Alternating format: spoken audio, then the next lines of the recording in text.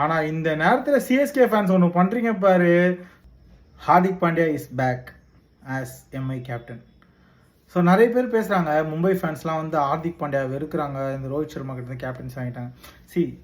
எங்களுக்கு ஹார்திக் பாண்டியா மேலே வெறுப்பெல்லாம் கிடையாது. ஹார்திக் பாண்டியா இஸ் அவர் பாய்.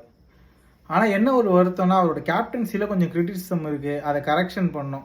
செல்ஃபாக ஒரு சில டிசிஷன் எடுக்கிறதுனால அது வந்து டீம் விக்டரியை காஸ்ட் பண்ணுதுன்னு போது ஒரு வருத்தம் இருக்குது. யாருக்குமே வந்து ஹார்திக் பாண்டியா மேலே ஒரு ஹேட்ரடு அந்த மாதிரிலாம் ஒரு எம்ஐ ஃபேன்ஸுக்கு வந்து கிடையாது. ஏதோ மேபி ஒரு சில பேர் இருக்கலாம், அதுவுமே வந்துட்டு இந்த ரோஹித் சர்மா மேலே இருக்கிற எக்ஸ்ட்ரீம் லவ்னால இருக்கும்.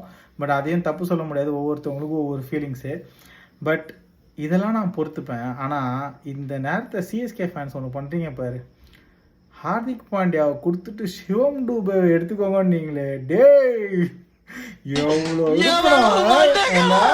ஹார்திக் பாண்டியாவுக்கு சிவம் டூபேவா? இதுவும் ஒன்றா? ஸோ ஹார்திக் பாண்டியா வந்து மும்பையில் ரீட்டைன் ஆகி மும்பையில் கண்டினியூ பண்ணணுமா இல்லையா? உங்களோட தாட்ஸ் என்னன்றதை கமெண்ட்டில் சொல்லுங்கள். மறக்காமல் இந்த வீடியோவை உங்களுக்கு தெரிஞ்ச ஹார்திக் பாண்டியா அண்ட் எம்ஐ ஃபேன்ஸுக்கு ஃபார்வர்ட் பண்ணிடுங்க.